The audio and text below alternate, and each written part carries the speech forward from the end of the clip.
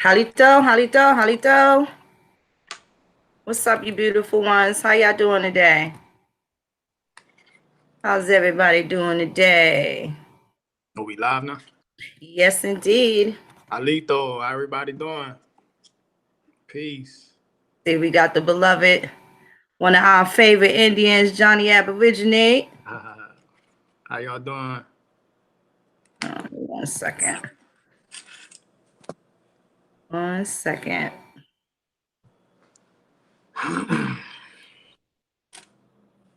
What's going on in chat?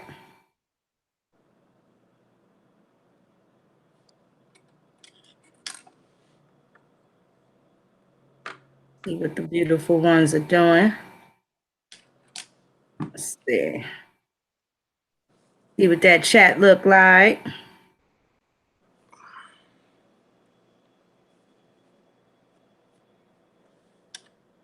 There we go. What's up, you beautiful ones?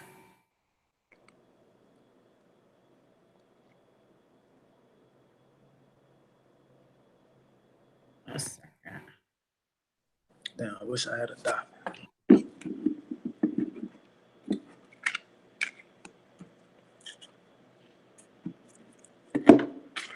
Hey, you beautiful ones. Oh, we got a house. We got the Indians in the house. What's happening, beloveds?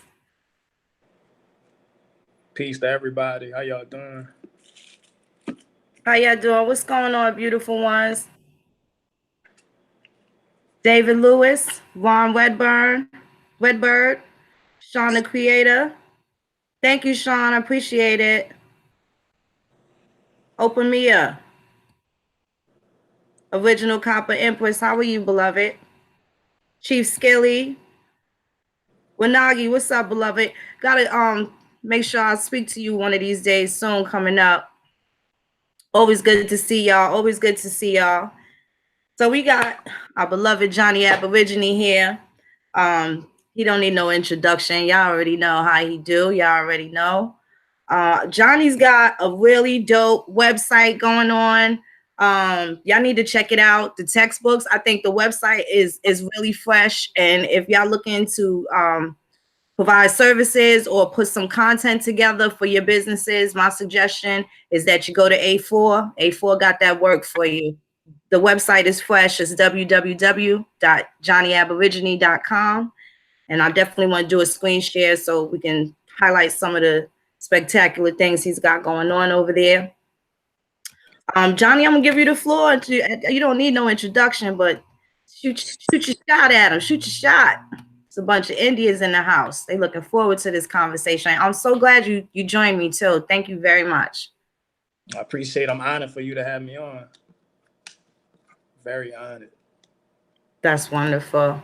So, tell them about your website and some of the books that you've written for our children.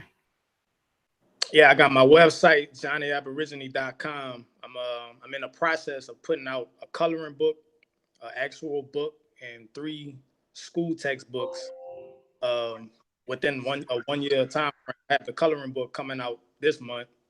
That's going to be available this month. Within the next week and a half or so, I have someone designing the outlines for the coloring book. The coloring book is going to have like 63 images, of historical engravings and paintings of, American Aborigines, and just an educational coloring book because, our children love artwork. They love the color. So I decided to create a coloring book that'll give them that instant knowledge of self, of who they are, as the original people of this land, through a coloring book for ages 4 through 10. And then I have the book, Black Americans or the Aboriginals of America, available sometime next month because I added about 8 chapters. Initially, it was going to be about 9 or 10 chapters, but I decided, I want to make this as powerful as possible with as much information, that everybody could take in. So that's going to be available sometime next month in January. Then I have the 3 school textbooks, the Original People of Louisiana textbook. I have the American Aborigine Subjects textbook and the Big Giant Indigenous Homeschool textbook. And I met with the American Aborigine Subjects textbook is just basically four basically me creating 4 American Aborigine school subjects of history, languages that we commonly spoke or that we commonly descend from, like Muskogee and Cherokee. Um, the languages, the history, social studies, the study of the American Aborigine societies, the cultures. Uh, what else? What was the other subject?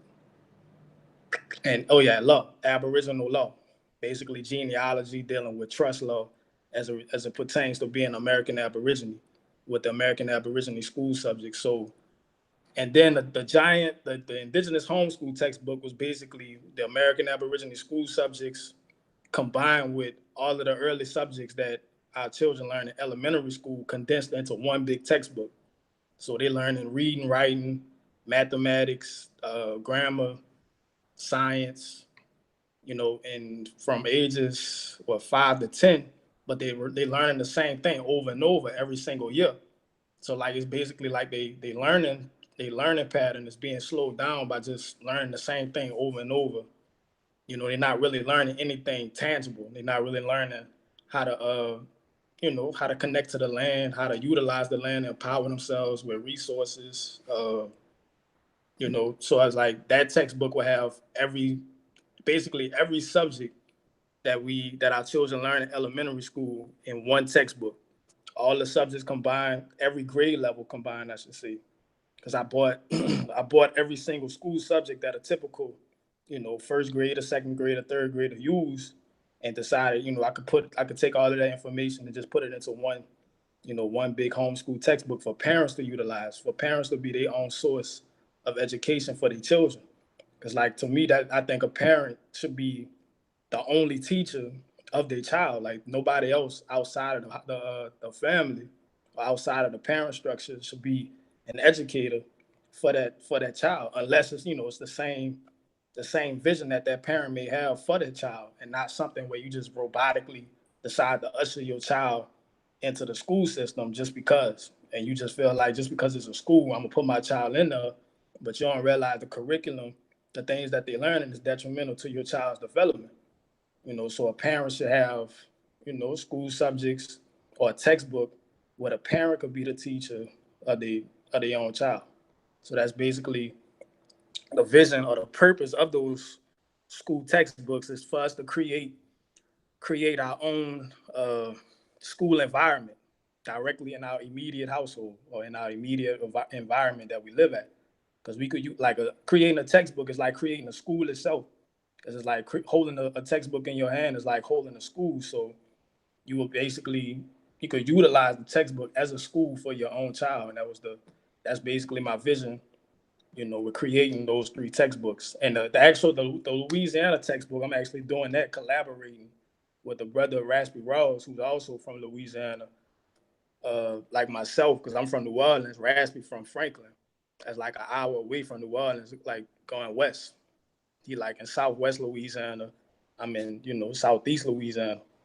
So I'm actually collaborating with him to make that as powerful as possible, to have everything about Louisiana, like the history, Louisiana Purchase, genealogy, uh, basically connecting Louisiana history, the Aboriginal Louisiana history, to the people that's in Louisiana today, like with the actual records, showing that the American Aborigines in Louisiana never went nowhere.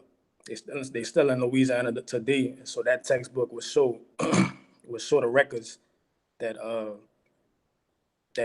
provides the evidence of Black Indians in Louisiana never disappearing, like they like to say, but they just got reclassified. So yeah. That is so dope. That's so dope. I mean, oh, thank you so much, Rain. Thank you very much. Thank you, Lloyd Cardi. That is so dope. So now you see that our children now, they have something from our own people, something with their best interest. You know what I'm saying? I think that is so fresh. That's why I really wanted to get you on here to talk about that. I think it's so important. I hear a lot about people complaining with the school system and stuff like that. Everybody is allowed by law to homeschool their children. These textbooks are available. They're going to be available. And this is what we want our children to be learning. This is what we have been asking for. And Johnny's been putting this together. And I think this is just going to grow and just snowball into something really, really great for our people. This is a start. This is wonderful that he's pioneered this. And for the other textbook that you said, the book that you added 8 more chapters, I'm sure that there was a really, really good reason for that. So that means that we don't have to buy the second edition. Everybody bum rush and make sure that they purchase these books. And the coloring books. I like to color still. I'm not really good at it. I never really was, but I like to do it. You know, I still get on the floor with the nieces and nephews and the little cousins and stuff like that. I'm the one that's always running around the yard with them. You know, I stay in my childlike state with them. So we always keep a good relationship, and the lines of communication are always open.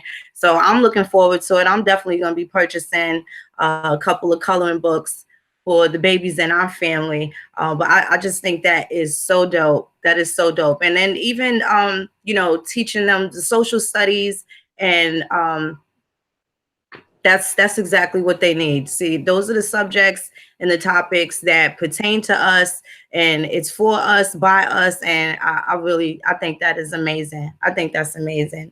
Finally, something for the American Aboriginal. Finally, I think that's awesome. The people in the chat, they love it as well. And they're saying much respect, and shout out to Raspy Walls. My cousin actually had put me on to him. That brother's got this unique voice that, you know, it's just so unique. But he's always dropping that fire. I have been able to see his posts on YouTube, and although he's not, I see him with a bunch of our beloved brothers and sisters in the Aboriginal community, but I don't know if he's fully submerged in like A4 or anything like that. But I definitely want to give him a shout out. He's definitely dropping that heat. So shout out to he is. We communicate often, like every day, me and Rasp. And he actually be building with Tony too. A4 right. too. Right. I was able to catch a really dope Instagram live that he did with Two Hawks. And that's one of the least social platforms that I am. So I'm trying to you know, make my presence, you know, a little more available for Instagram. And I think Instagram is a lot easier than the other platforms, because, you know, you primarily have the pictures. And I think it's cool that I think I saw something about IGTV. So it allows you to post videos that are longer than the 1 minute. So I'll be putting more content into Instagram, but that's good. So he has spoken with Tomahawk, and okay, so that's you, and that's Tomahawk, and that's Two Hawks. So okay, so he's been vetted by some of the best. So that's really cool. That's great to hear. And he's from Louisiana also. Something extra special about the way y'all say baby. I don't care what nobody says.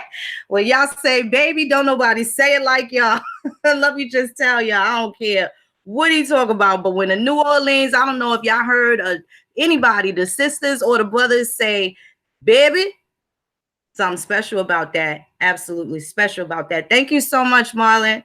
Thank you so much. So now the book on Louisiana, when did you say that was going to be out? That's going to be out in February, in the so-called the month of Negro history. That's constructed by, you know, Carter Woodson, that everybody thinks is the month that we supposed to talk about history, and recent history at that. So yeah, we're gonna try to put that out real soon, because we got all the information already. We just have to format it, because me and him, we share all the information. We be researching and looking up. We constantly go back and forth about everything that we looking up as it pertains to Louisiana or trust or Aboriginal history in general. So we always sharing information, me and Raspy, every single day. You know, FaceTime and a text message. So oh, that's something that's been building up for a while.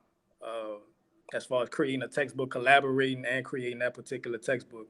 So you know, because nobody else know Louisiana but us, but the people that's from Louisiana. So that's the perfect way to get that information out there between me and them. Right. we connected. We still connected to our ancestry, and we know we got all the access to the records. That's right. To be seen. That's right. Very the plethora of information in Louisiana is just awesome. I haven't been in a long time. I actually got a lot of people don't know this, but I got married in Louisiana, in New Orleans, back in the early 2000s. And it was beautiful. I got to meet the mayor at the time. Mark Morial. What was his name? It was a brother, Ray. Ray Nagin. Yeah, Ray Nagin. There you go. I got to meet him. I went through Magnolia. I went to Biloxi, Mississippi. And it was just, I just absolutely loved it down there. I absolutely loved it. I don't like bridges, but that Lake Pontchartrain, that bridge was a little too long for me. You know, I just want to get across and get over. But New Orleans was awesome. The casinos, I loved it. This was pre-Katrina. So I'd love to go back. It's been quite a while. I went to I did go to the Essence Fest, I think, in little mid 2000s, like 2005 or something like that. So I did go back after I got married. But New Orleans is a popping city. I really enjoyed myself out there. I really did. The people are nice. Everybody was live and bubbly. I found it funny going down into the French Quarter, and people saw us with the New York plates. And being from New York City, I just thought it was hilarious when they would see us and be like, "Y'all from New York? Y'all stay together when y'all go down there in that quarter now." Like, and I'm looking at them like, what's gonna happen? We from New York City, but get down there in that quarter, and they was right. Y'all better stick together. One of y'all walk somewhere, four of y'all walk somewhere, Now, they don't mess with y'all, with the people that look like us. They only mess with the pale face. Right. Yeah, and I don't think we look like tourists, but when you see the car and you see those New York plates, they made sure they let us know, don't go down in that quarter acting like everything's sweet. You know what I'm saying? But I was a wonderful reception that we got there. It was beautiful. I really enjoyed myself. I definitely would absolutely go back. I know things are much different since the hurricane. And shout out to Brother Isaac. He's going back home. He has been displaced since Hurricane Katrina. And he said he's going back to his country. And I'm so excited that he's going back. And it's been rough. He's been in Texas. But I'm happy that the brother's going back home. And I can't wait for him to get there. So I got somebody else to come and visit. So I want to share, if you don't mind, Johnny, I wanted to share a little bit of the website just so they can see the eye candy and how tastefully quality work it was done on this site. Yeah, go right there. I'd be honored for you to share that whole thing. Because I just made some updates to it recently. I updated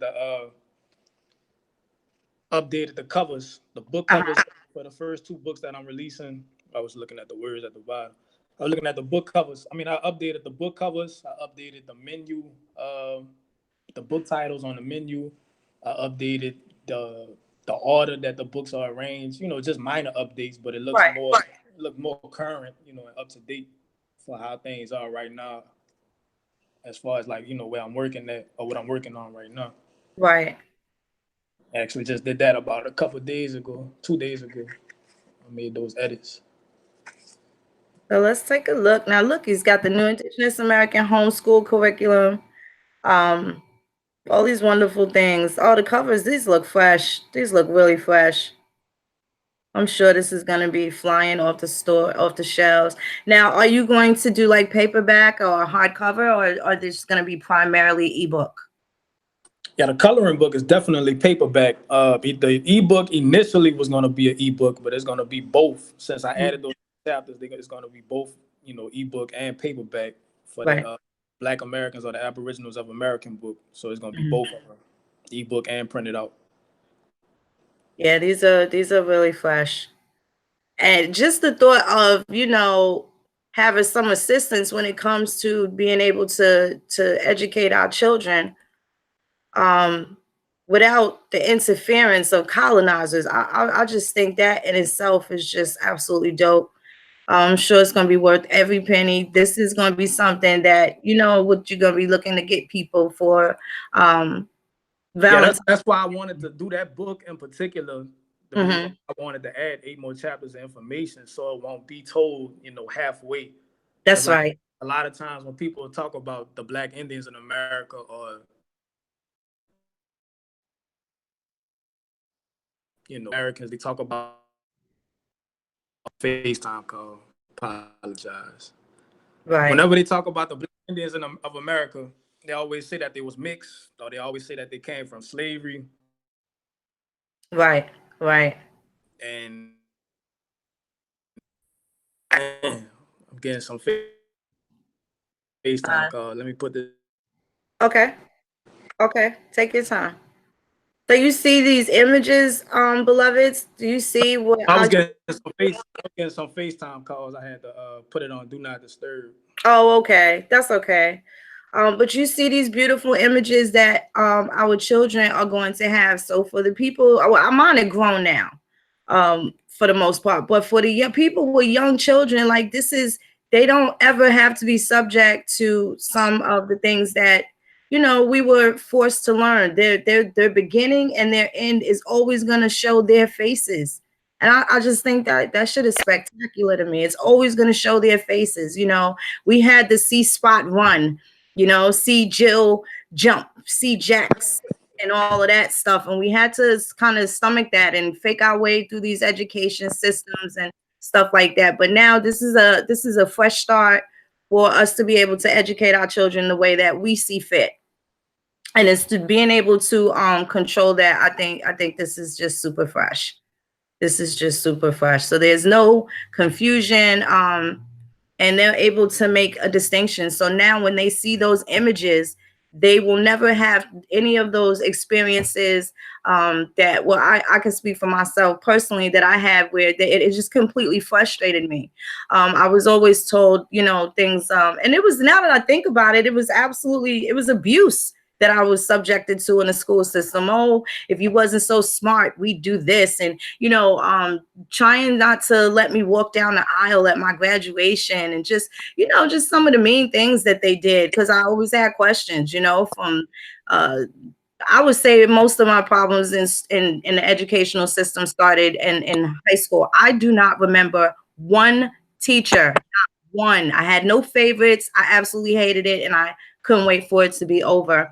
I barely remember anyone from junior high school, and the only one that I do remember was one that taught us about the New Deal, and it was just a certain way that he looked, that he was letting me know that they were talking about me in that New Deal.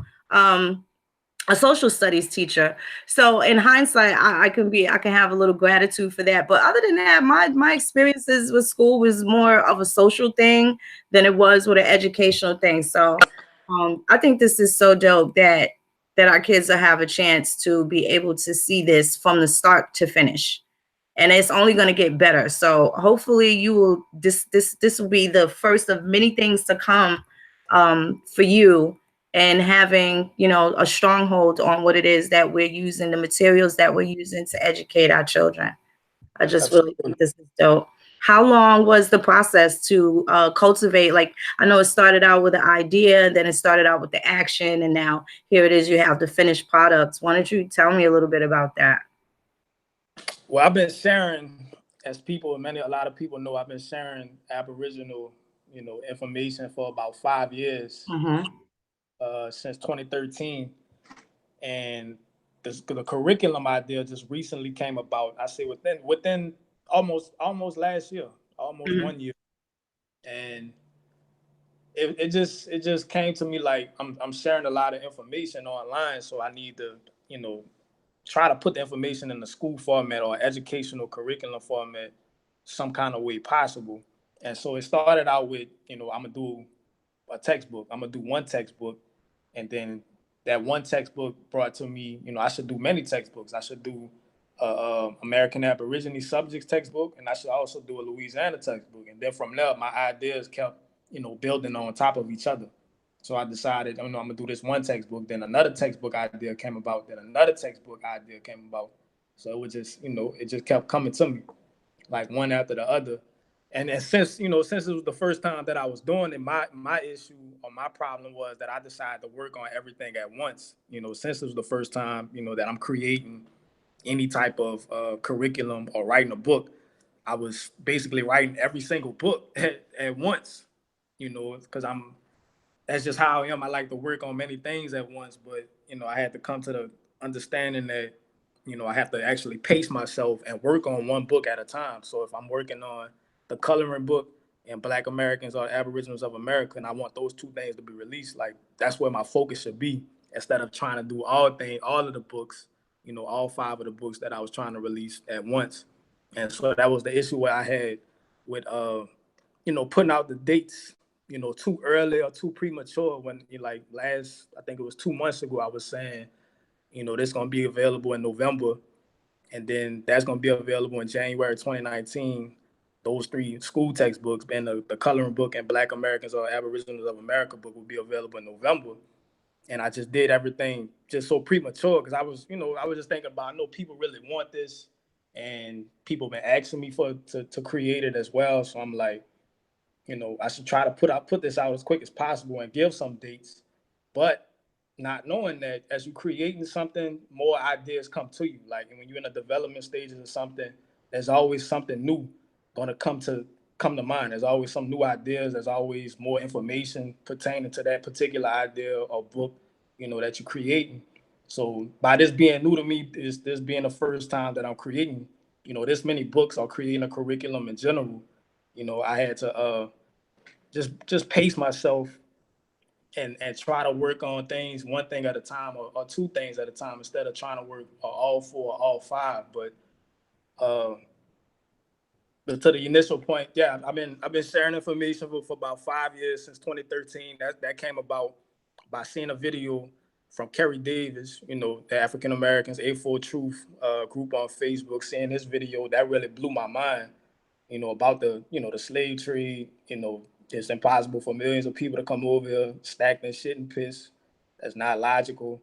And then that just made me decide to go do my own journey and just dig for as much information as I could. Like that sparked an initiative in me to try to start finding information. So someone else took the initiative to try to spark an idea to make people think, like Kerry Davis did. And so I decided, I'm gonna start trying to find some records that validates everything he's saying. And as I was finding stuff, everything Kerry Davis was saying back in 2011, African Americans Ain't Africans 2011 on YouTube, everything he was saying was correct based on all the information that I was finding as I was researching about, who the earliest European explorers encountered, who they came in contact with along every single coast in America, the Gulf Coast, Pacific Coast, Atlantic Coast, Brazil, Caribbean. They always finding Indians. They described it in their own records, that the Indians resembled, today's so-called Black Americans. That's in their own records. So that, as I was finding, a particular certain amount of information, that made me want to keep finding more information. Like I'm finding information about, how the Indians was described, and now I'm finding information about the age of the civilizations that we created in America, in the Southeast and Central America. You know what I mean? So that's definitely a journey that improved itself, that developed itself. Like the more dedicated or focused I was in trying to find information, initially it started out as I'm just gonna research. I'm just gonna find some records, about who the Aborigines are or how they was described, and then that brought me to genealogy. Because initially my focus was on just researching some evidence. I was good at that, and then eventually I had to realize, I need to do my genealogy. I need to have my genealogy in order, which I did. Um, I got my genealogy together last year. I finally came across genealogy sometime early 2017, when I was able to build with Chief Warhorse, which I was been supposed to do because she saw me sharing information online. And it's like you never know who you could reach, as you sharing information, as you genuinely share it. When you just share it to make people think and just for it to be seen and not anything personal, you never know who you could connect with by just sharing the information. So it went from 2013. I'm just new to the information, new to the idea of African Americans and Africans, because we've been brainwashed so much to believe that everything is African centered. everybody came over here on a slave trade or at the bottom of a boat, to I'm researching information, then to genealogy, then to law. So everything, everything's been a journey and not things that it didn't come to me like at a snap of a finger. Everything that I know right now, as far as history or genealogy or law, it ain't all come to me at once. This was a period of basically 5 years, like it is right now, from 2013 to 2018. I'm learning so many different things at a step-by-step process. And it was actually one of your memes that you put together that drew me to African Americans Ain't African. Oh, This wow. is when I was on my Israelite shit, and I went in there and I was scrapping. Yeah. And I was scrapping with the best of them. And then Tomahawk Tony inboxed me and said, I don't like that Israelite shit, but damn, you got some fire and you got that information. You got that work. And we kind of like never left each other's side after that. I was following those Johnnie Aborigine memes. Thank you, Brother Lawrence. I was following those Johnnie Aboriginal memes wherever I could find them. And when they led me to African Americans, and I looked at that term, I must have stared at my computer screen for a little while, like, what the hell? African Americans ain't African. And I just kept, I'm telling you, I just gazed at the picture and I just said, I'm gonna go looking for this. I got to see where this is going. I went to African Americans Ain't African and just never left. I was home after that. That Israelite shit went out the window and the feathers came out. And this is where we are years later, yo. That's just so dope. I think this is things are coming full circle. I'm just so excited. And how far we've come, how much we've grown. Just real solid shit going on. All the work that everybody's been putting in. Shout out to Tomahawk Tony. This dude is like a conductor. He just got the orchestra going exactly how things are supposed to go. We appreciate you, Tomahawk, and all the things that you do. The arguments, the love, the information. You put that hard work in. We appreciate you, brother. So yeah, and then next thing you know, Tomahawk, he put me through it for a little bit, and then next thing you know, about a week after that, he had me on the radio.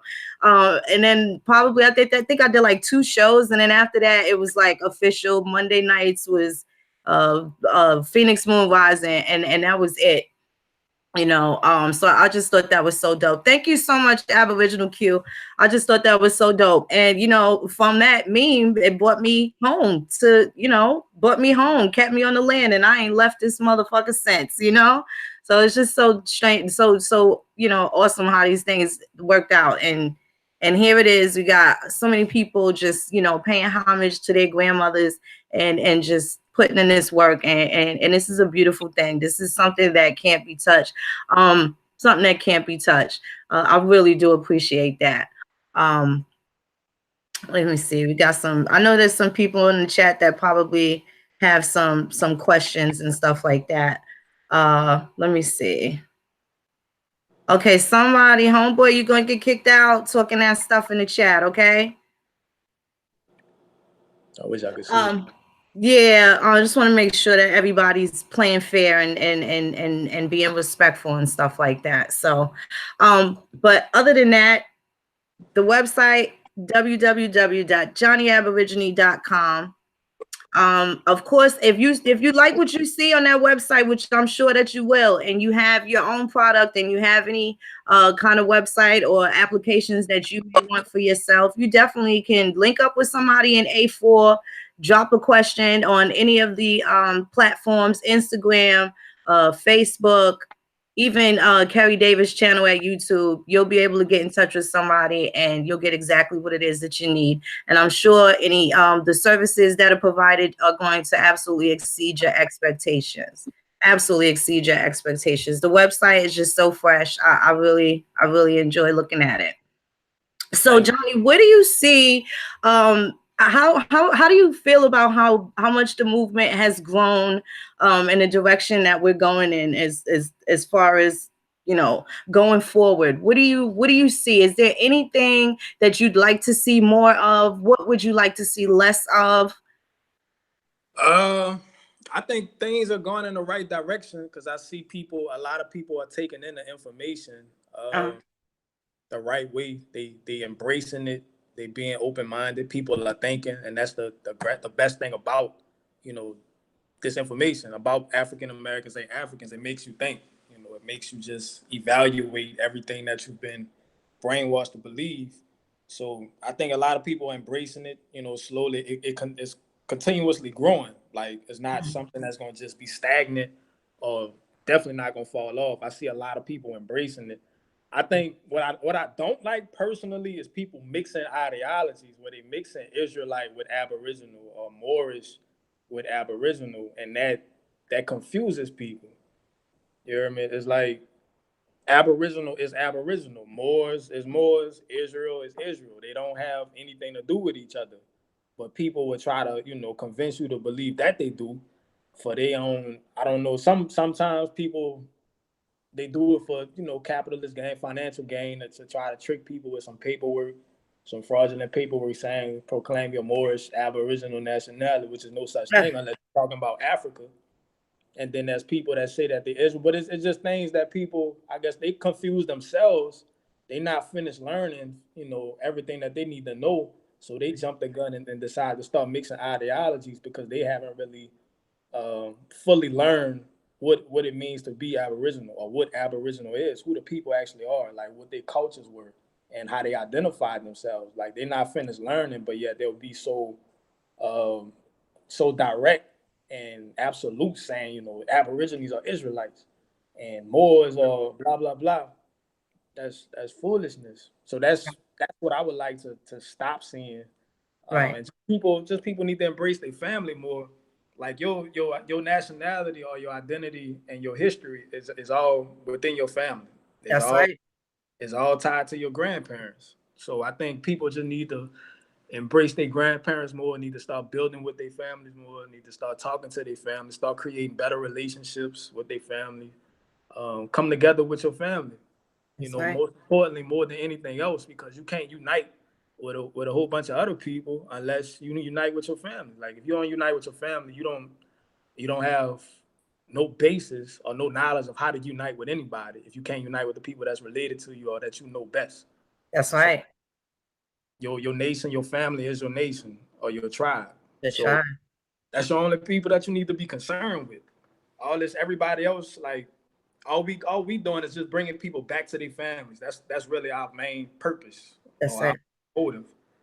Like that's the only end game or only result out of all of this, saying that we not Africans and that we actually are Aborigines, to bring us back to our grandparents and reestablish and enforce their identity, that who they said that they were. Bring it back to fruition, and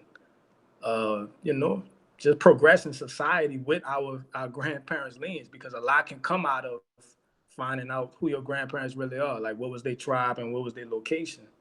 So I think all we need to really do is, build more with our families, continue researching our genealogy, and we'll see, we'll get back on our identity, our jurisdiction, as a result of researching our lineage and finding out who we personally are. Because we know that we Aboriginal, but now we gotta actually be more specific of, Right.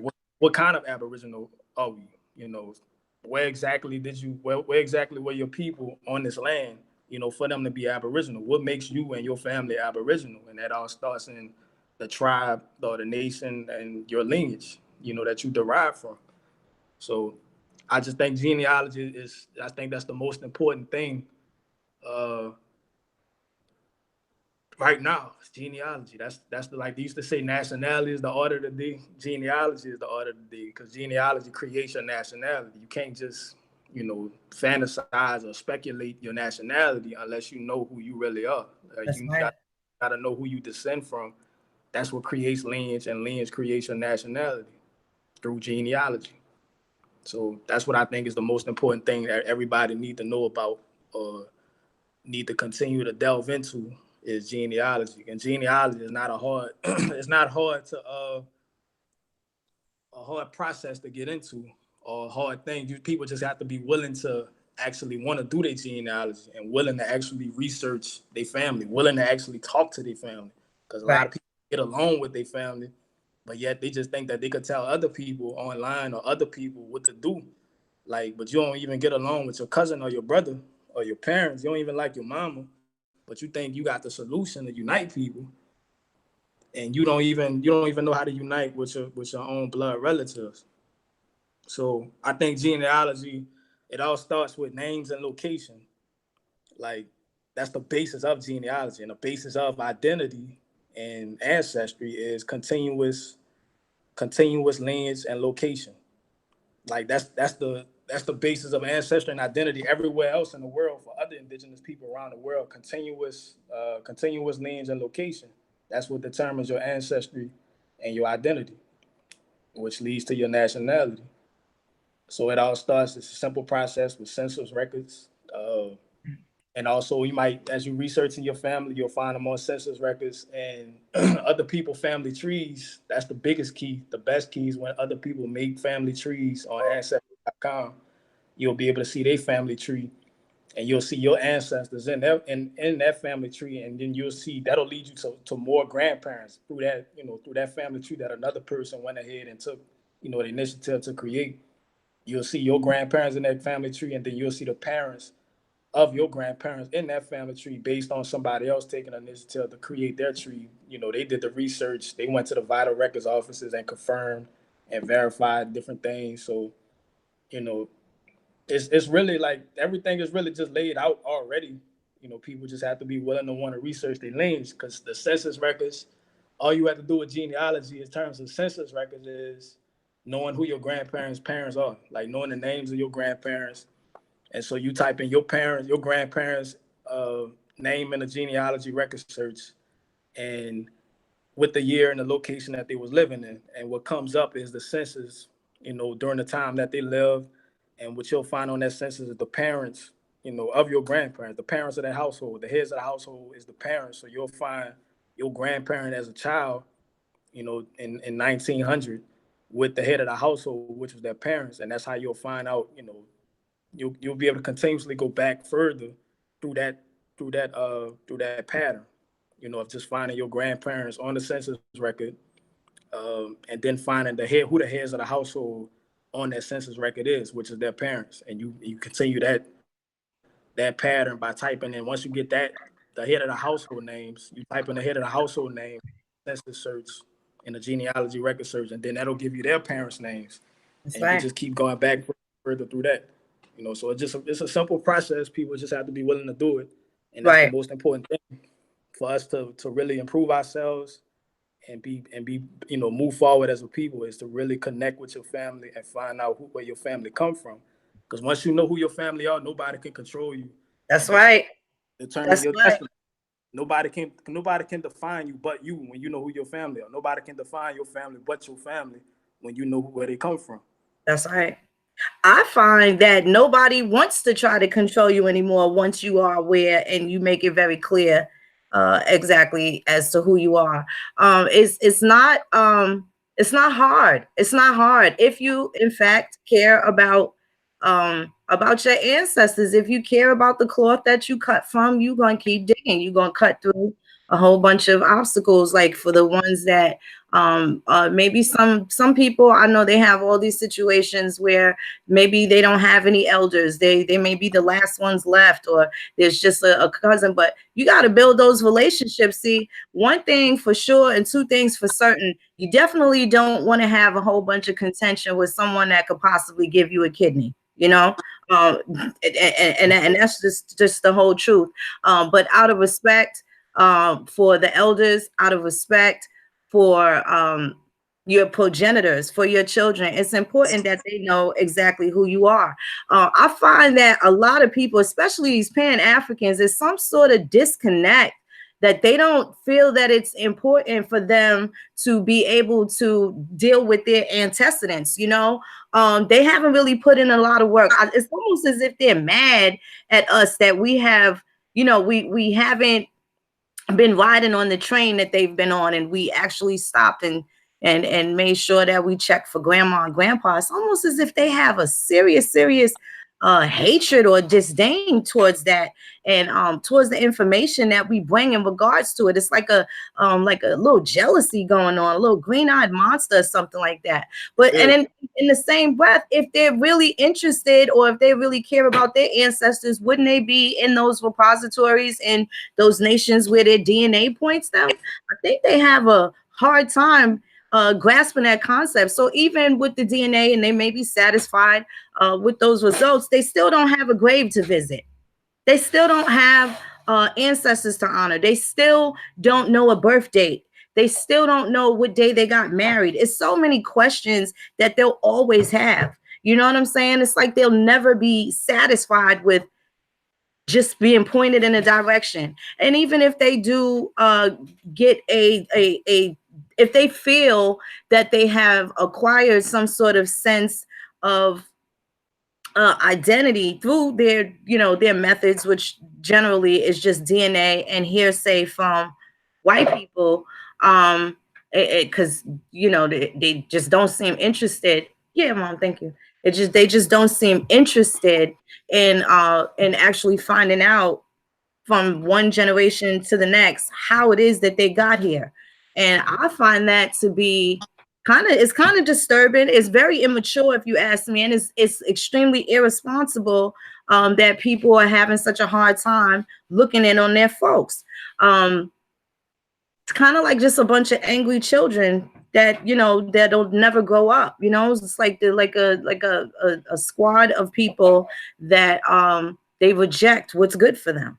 It's like they just reject what's good for them, and not even understanding that even if they feel like that that they are African, they're not really into Africa either. They're more meddlesome in our affairs than they are with building over there in the nations in which they say they descend from. But I haven't seen anybody with a grandma that makes them foo-foo. I haven't seen them deal with any of some of the things that we deal with, some of the things that we hold valuable, even with them being from across the continent, across the Atlantic. They should still be involved and submerged in some of those affairs with their own people. I don't understand how that goes over their head. I don't think Pan-Africans understand what it really means to be an African, because it's actually based on lineage too. Like right. You can't just decide to just randomly say I'm an African if you don't even know like everything that you just said just now. Like you don't know the grandparent or the birth date. You don't actually have a ancestor that you could connect, to an African nation. You don't know the nation that you descend from. Like I had said, that ancestry is based on continuous lineage and location. That's how Africans define being an African. Like if you from the Fulani or Hausa, you gotta have an ancestor. You gotta locate a grandparent that's from there. You can't just assume based on the narrative that was created by Europeans in their school system that everybody came from Africa. You were West African descendant just because we said so. Just because we trying to disenfranchise you and denationalize you. That's why we said that in school. That your Black American self came from Africa, even though our grandparents got a completely different idea of history and lineage compared to what was taught in school. Like our family history, our grandparents' knowledge of who they are is completely different from the history that white people teach in school. And so that's what this is. That's what Pan-Africans have to actually understand, that history is not defined by I think they actually just believe white people history, to be honest. To me personally, they think that unless they said, because they got institutions up, that's what makes them being an African, absolute, or it is what it is, because you got these institutions. Instead of them trying to like defeat the institutions and destroy them and pick them apart, like they just keep it in place and just want to put a black face on top of it and just make it end all be all. You know what I mean? I don't think they have no intentions on trying to challenge it, and because they speak so much against white supremacy, but yet you continue to advance like the principles of that makes white supremacy exist, which is teaching you that you a foreigner, which is an immigrant teaching the actual indigenous people that they immigrants, but yet you uphold these characteristics of white supremacy. but yet you against it so much. You know, that's all Pan-Africans talk about, white supremacy this, white supremacy that, but yet your basis of being an African comes from so-called white supremacy. That's really crazy to me. You know, I just think that they don't think that, you know, thinking on their own is inferior to white people. Like, they don't think that they can actually build their family tree themselves. You know, either they think that that they're not capable, or I don't know, maybe it's something that they have a disorder going on up here, you know, like, because it's really a cult-like thinking to just think that you're African just because, without doing no real research, with no family connection to it. You know, it's just. Yeah, I think that's kind of crazy to just, attach themselves. They don't even have any questions about bloodline. They don't have any questions about who was their grandfathers, who were their grandmothers, who were their great aunties. They don't have any questions, any interest. They don't show a genuine interest. Now, that is just for the Pan-Africans that find themselves here straggling and struggling here in the Americas, the ones that are unable to seek any remedy or do any type of soul searching. I can't say the same thing for the actual continental Africans. They are a lot closer knit to their families. They're very tribal as well. And you definitely see the difference. That's just for, particularly from what I've seen, that's just the stragglers that are here that are still uncertain as to who they descend from. It's really incredible. It's quite remarkable that at this day and age, well, let me just say this. I think that a lot of that's going to change with their initiative to send their asses back home, 2019 Ghana. Nobody's going to be mad. You know how people always complain about taxpayers' dollars going to welfare recipients or taxpayer dollars going. Nobody is going to be upset by sending these people back home, which they say that they belong to.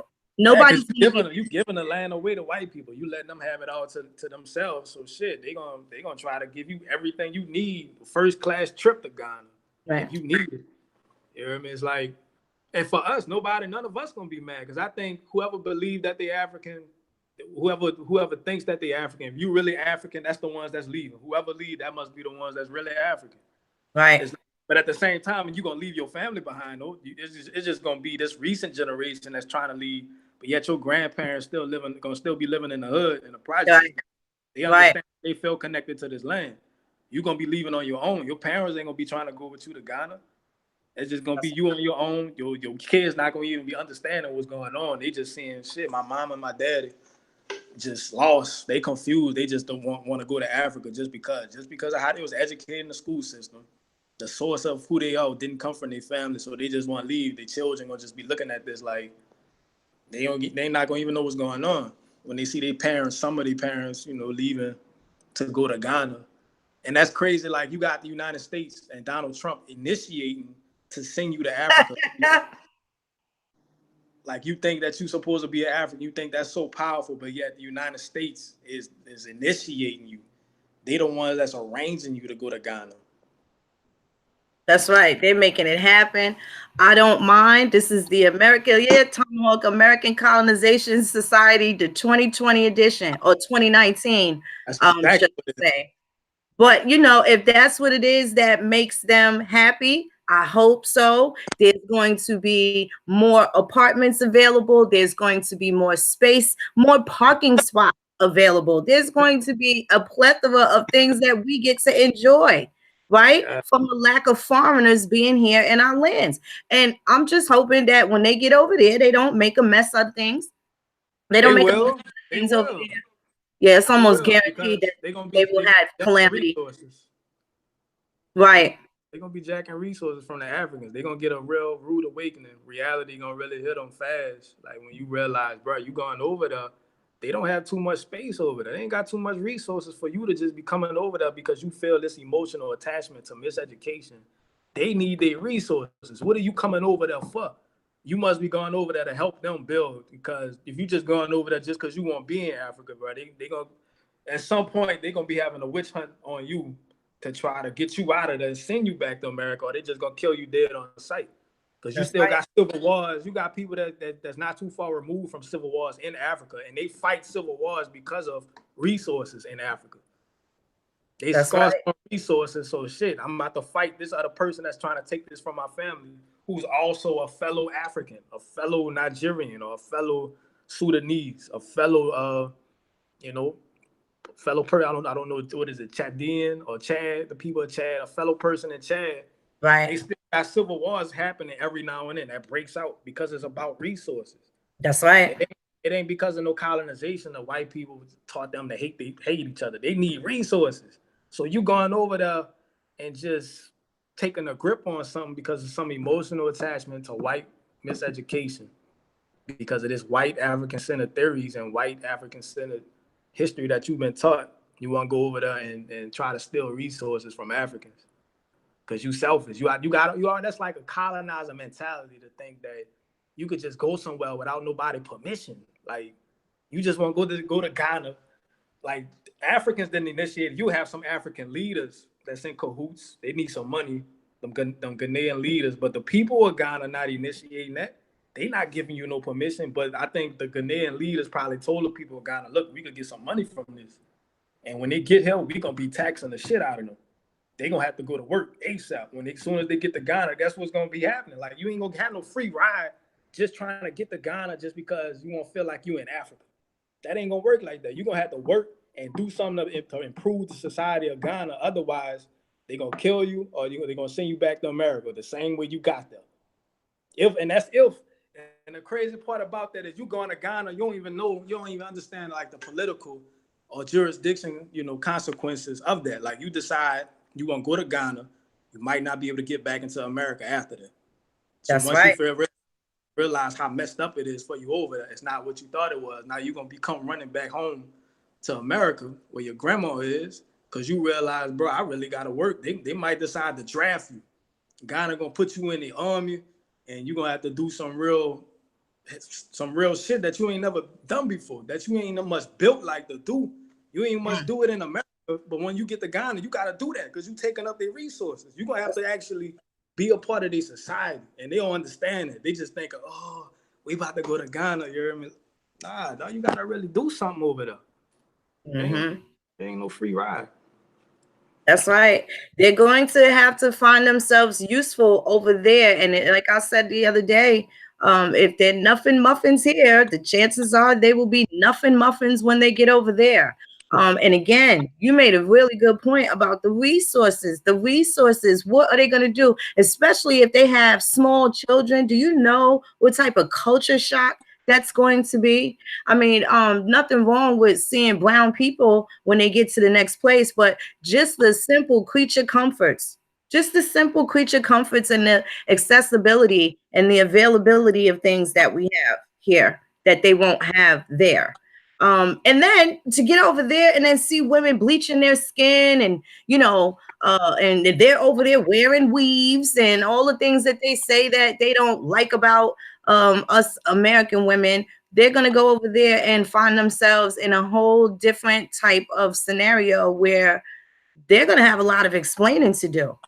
And again, as I indicated before, their oppression is going to come from the people that look like them. Right, because they foreigners. So now they got the authority to oppress you. They don't have nothing. You don't have nothing to do with them. They ain't got no type of sentimental connection to you, no type of lineal connection to you. You just another brown person. You're just a person with brown skin. So it's like you coming from America.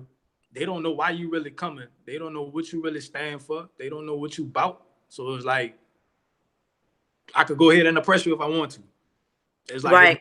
nothing stopping me from oppressing you and doing what I want. The same police brutality that you thought was bad in America, you about to go get that in Ghana because they don't know you. You don't relate to them. You're not the same as them. You look different from them. You got a different energy from them.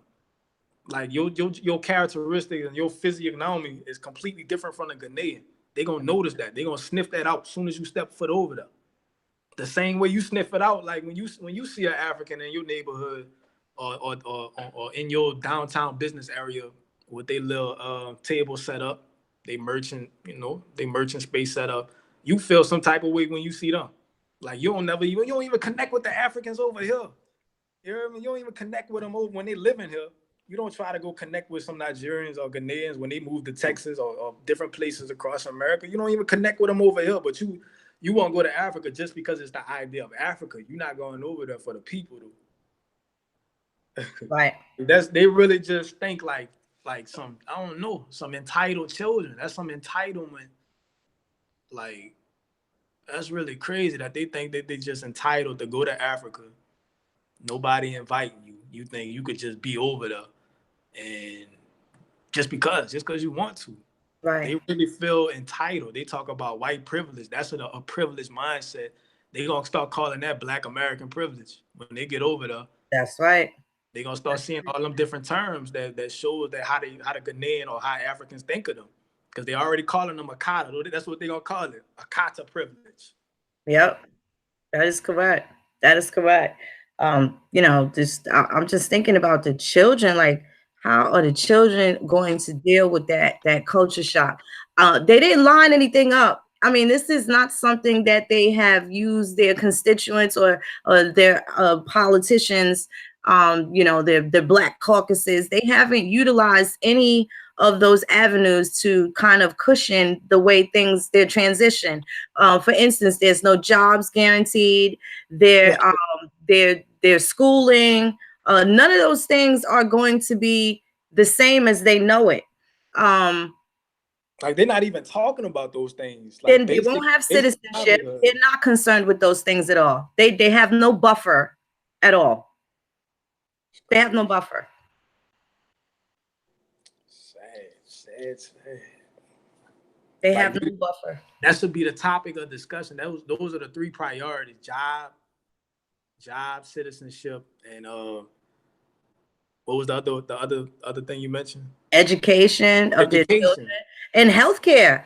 Healthcare. Serious. They're not these conversations. They just thinking Ghana, Africa, move to Africa, back to Africa. But you're not actually looking at the political aspects or economic aspects of it, your day-to-day livelihood over there.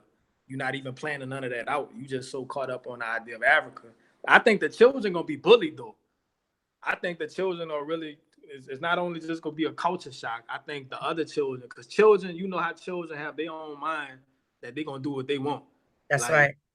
Children are very free-minded. So when Africans have their own African children have their own connection to their culture, they gonna see some random Black American children pull up to their continent, and they gonna start, all kind of name calling, start talking about them like you thought bullying is bad in America. Imagine you go somewhere that's foreign to you. They already look at you as foreigners. So imagine how you subjecting your children to bullying and abuse. You creating that type of environment for your child because you want to go move to Africa on some Akata privilege. You want to subject your children to bullying and emotional abuse that they're gonna have to deal with every day, unless you're gonna be around your child. That's right. So I just really feel bad for the children. Like, you didn't even consult with your child. Like, you didn't even have this discussion with your child because your child not gonna be with it. Your child gonna be like, "What is we going over that we gonna be leaving grandma behind?" Right. That's right. So they're really creating an environment of bullying and emotional abuse for their child. Right. You can absolutely tell that this wasn't very well thought out on their part. Well, if they're not considering self-governing here, they're not going to consider it over there. So I guess it wasn't thought of at all. Exactly. You ain't about to govern yourself at all over there. You ain't got no say. You got to do whatever Ghana say do. That's right. With no protection. It's because they're not offering them citizenship. They're only offering them the right to live there. Because they want the money. Ghana, they could shoot you down on sight if they want to, and they ain't gonna go to jail. They just gonna. Right. It's probably gonna be a human rights issue. You just gonna have the United Nations have a discussion about it at their little building in New York, but ain't nothing gonna be done about it because you don't exist over there. You don't even exist in the United States. So you think you about to exist in Ghana? Right. In law? You legally dead in the eyes of the law in America, and that you think you all of a sudden you gonna legally exist in the eyes of Ghana. more over the people of the land, the native lands. It's crazy. It's really crazy. There's going to be all sorts of civil wars, all sorts of, and this might be like another situation like Liberia, like the so-called Pan-African / Americans might get over there and try and bully those people. It might work for a little while because they're, a different type of, craftiness or cleverness for a little while. But the gangs and stuff, like the gang banging and just those things over there, it's completely turned up to a whole nother level. Like, good luck calling 911. What are they going to do? They don't have those action plans. They don't have, they certainly don't have the rights of citizens. So, and the other day I broke down a little bit of the Constitution for Ghana, and for the people that expatriates of Ghana, once they leave there, they can never come back and get their citizenship. So that is going to be something that they really need to iron out. But I'm gonna tell you the truth. I'm really looking forward to having a little more space and a lot more room to breathe without being oppressed, right? Because they are oppressors. A lot of these Pan-Africans, I don't think they realize how much a lot of bias has been completely displayed. The division, the bias has been exhibited in amounts that I've never had so much tension with so-called white people as I have with these Pan-Africans. And I think that speaks volumes. And I'm 44. It's not like I'm young and don't really have, any life experience, but I have experienced more bias and prejudice with Pan-Africans and these, because then they don't even have a relative that they can connect to in Africa. And that really, really bothers me. But I've experienced more oppression with them than I have any pilgrim, any pale faced person that I've ever encountered. I don't think that's people that's actually from, like, that's definitely not nobody from the hood. I think most Pan-Africans are people that, like, that probably, I ain't gonna say been spoon fed, but they just had suburban values, or like maybe middle class and values, where they want the same life that Europeans have and just want to switch places. So you see that feel of oppression from them, because that's people that just want to switch places, and that's people that identify, they got those values of what they think liberation is. They got these values from the European hierarchy. So what they see as liberation, or see as freedom, or I don't know, the right to self-identify, they're getting these values from Europeans, from institutional values of Europeans. So I don't think that's anybody that's cut from, like, a street cloth. There ain't nobody from the streets that's Pan-Africans that be, that got those oppressive vibes. The Right. ones, I don't see nobody from the hood. That's what's even more crazy to me. I don't see nobody from the hood trying to go back to Africa, trying to go to Africa or go to Ghana. That ain't nobody from the hood trying to do that shit. Right. That's right. So I don't think that's really our people. Like, that ain't nobody that really have, like, I mean, we not the same people. I think that really just exposes we not the same people. Yeah, we're not the same. It's a good thing that is happening. Right. It'll really expose who's who and what I we need agree. to do. It'll put us in a position to build how we supposed to build as Aborigines. So it's a good thing that it's happening, especially with us, with our awareness, like the conversation that we having, and we can actually put it into proper perspective. That is the new American colonization society. That is, that they're not talking about jobs, citizenship, and education. That nobody will be held accountable if anything happens to you, and that your child gonna be subjected. They definitely will be subjected to bullying and emotional abuse. So it's a good thing that's happened, because initially, I'm like, man, I don't want to hear nothing about people, this HR 1242. 1242. So it's like, but now that we talking about it, it's a good thing that it's happening, because we just basically ironed out all of the cons, because there's no pros in this. We basically telling you this is what's going to happen. You don't have no job, you ain't got no citizenship, you ain't got no way to educate your child. Nothing. None of this is coming with this. You just want to go live over there because it's Africa, because you got this little fantasy of what Africa did, but that's not the real world. You never lived there before. Right. You seen these things based on how John Henry Clark or Dr. Ben or Yvonne Van Sertima or Renuka Rashidi and what's his name, Cheek Anna Diop. You hearing about Africa based on how they described it, but they Right. don't. They the ones that got degrees and they live in the suburbs in America, and you letting them tell you about Africa. That's right. And then even if they allow them to be able to build their businesses there, what Africans, continental Africans, want to work for the Katas, as they call them, right? What structures are they going to be able to have where the actual citizens of Ghana are going to be looking forward to, being their employees in that aspect? I don't know how the shit's gonna work out, but I know there's going to be tons of things that change over here for us. And I think that the 2019 push, knowing that in 2020 we will be able to identify our nations that we descend from, in great detail, greater detail than ever.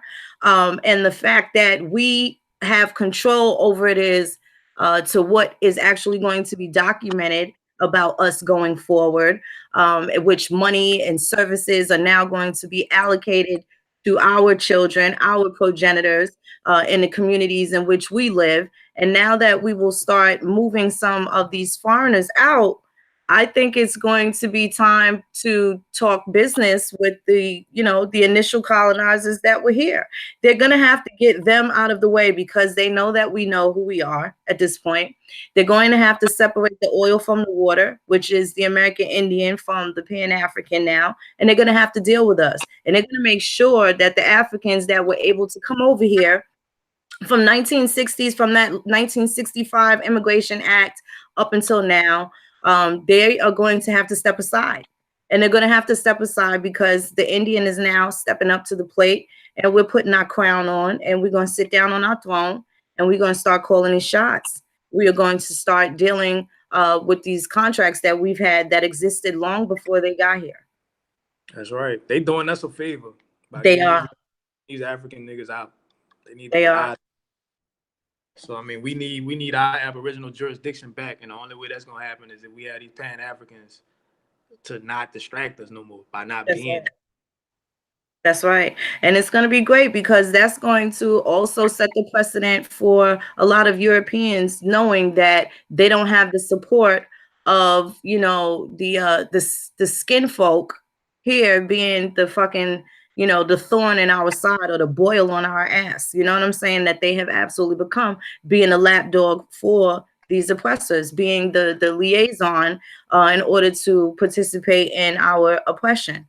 So I'm super excited. I know this is gonna be the hot topic for a very long time because we got some time to prepare for all the things that we're looking to do. And now that we are interested in self-governing, now that we are interested in our political well-being, I think that we got a good shot. We it's gonna be looking good for the American Indian. And I was speaking with Ad Power earlier, and he made a very interesting point that this is just going to be the right time. Like the timing is everything with our people, and I completely agree with that. The timing is everything. That we are the ones that are empowered, and we are the ones with the information. We're the ones with the knowledge. We're the ones with the records, and we're the ones with the guts to make sure that we can see this through. We can see this through. Collectively, I think it's awesome, and we've put ourselves in a very good position to make sure that they put some respect on our name. I'm so excited about it. So Right, you got me excited now because before, like I said, I was just really like, bro, if I hit this shit one more time, I'm gonna just do something serious to him. Like I was really just tired of because it was just such a bandwagon feel. Like everybody just just talking about it, but not even. But now we really evaluate it, put it in proper perspective. So it's not even much a bad thing no more. Now that right, we reflected on it, it's a good thing. Supposed to have. I think it'll be the last time African American will be in use.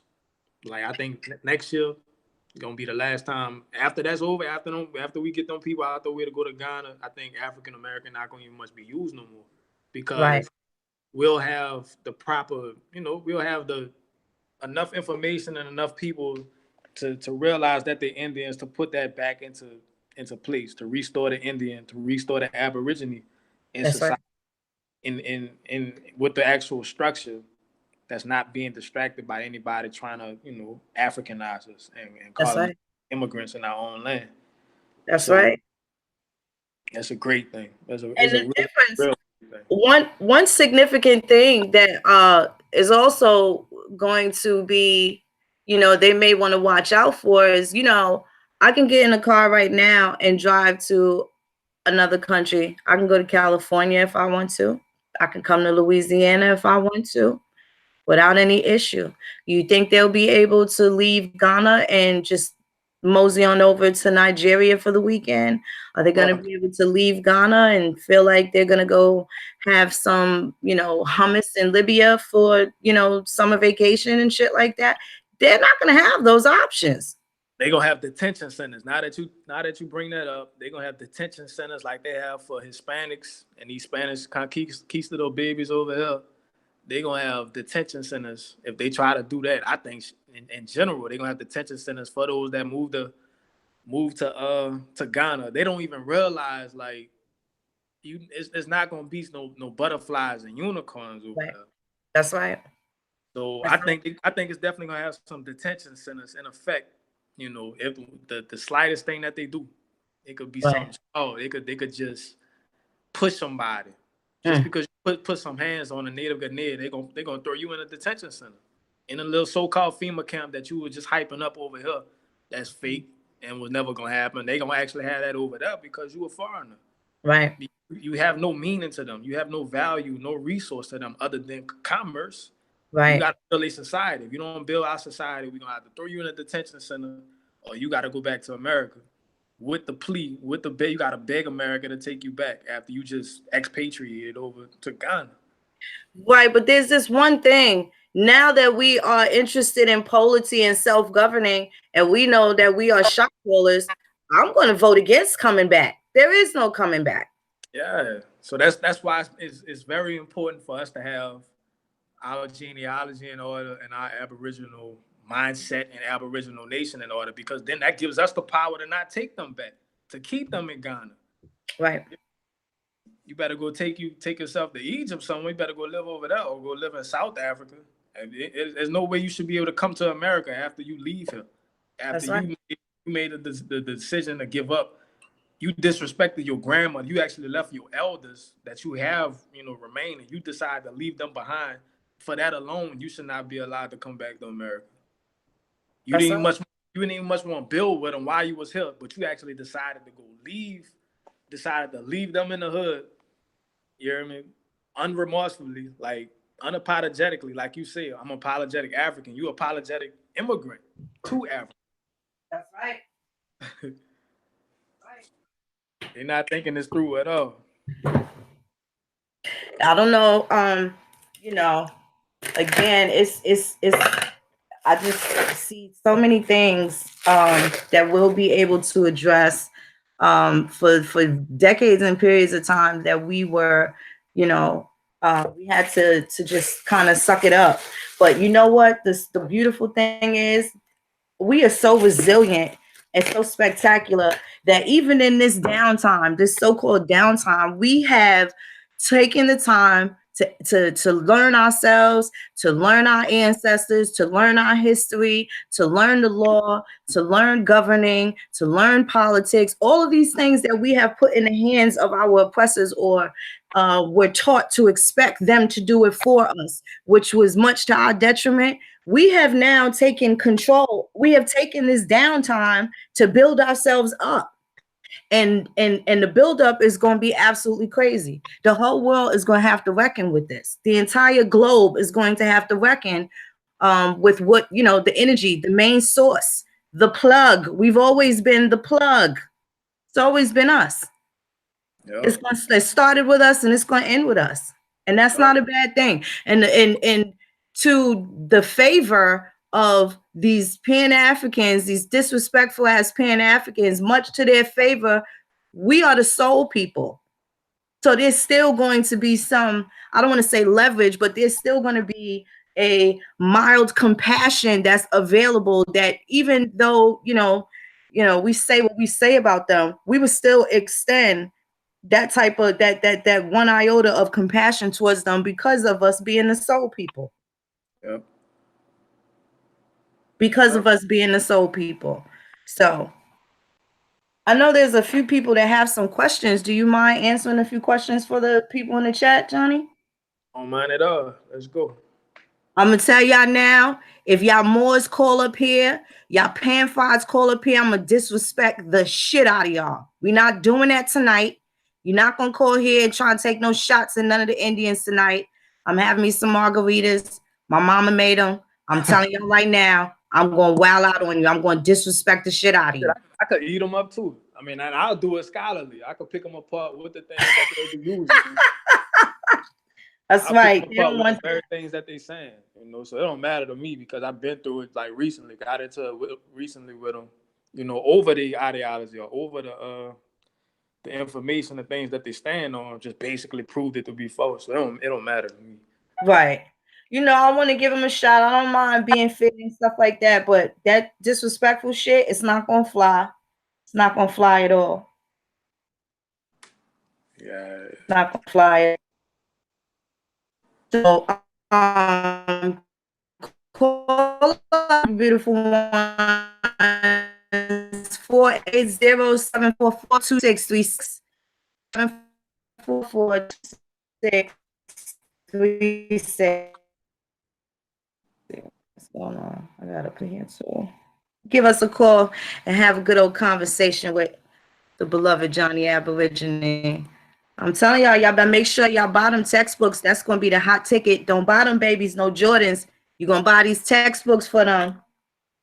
This is what they need. Okay, someone's calling, but my phone kind of froze a little bit. I'm not really sure why. Yeah, it was kind of jumping, like the audio. See, my phone just completely froze. I can't. I'm trying to open up the text message. See that the phone was ringing, but I have to turn it off and restart it. Okay, hold on 1 second. I know who that is. Here we go. Okay, hold on 1 second. Here we go. Halito, beloved, what's happening? Yes, hold on 1 second. Let me get you on speaker. There you go. What's happening, beloved? How are you? Hey, what's good, Phoenix? What up, Johnny? How you? That's Tomahawk. Yeah, I knew that had to be Tony. What's down with you, Tony? What's that? Yeah, I ain't got the video running right now. I'm on the phone right now. I was watching y'all presentation on the phone. I appreciate what y'all talking about. The presentation is great. Good look on the shout out to A4. You know what I mean? Yeah, we got a lot of work to do and all of that. Definitely, our people definitely got to get their minds right out here. You know what I'm saying? These Africans is not over here playing with us at all. These Pan-Africans, true indeed, they're a problem. They keep us stupid. You see what I'm saying? But the actual Africans, Phoenix, you were just telling me earlier this year how they colonizing Staten Island right now. That's right. Over there in Minneapolis, I heard they got a colony over there. Yes, they do. Africans coming over here, straight from Nigeria, Ghana, whatever. You got a husband and wife down there, right? Becoming CEOs, correctional officers right there in Texas. You see what I'm saying? So people got to keep in mind the caste system. Because in the caste system, that pyramid scheme, right? At the bottom, you got the peasants and slaves. That's right. Above them, you got the soldier class. Soldier class is equivalent to not only the military, but you got law enforcement and the different branches of law enforcement. Imagine, to anybody out there with POs, parole officer, probation officer, imagine having an African as your PO. That's right. That's right. How would you feel about having a Nigerian as a PO? That's what's happening.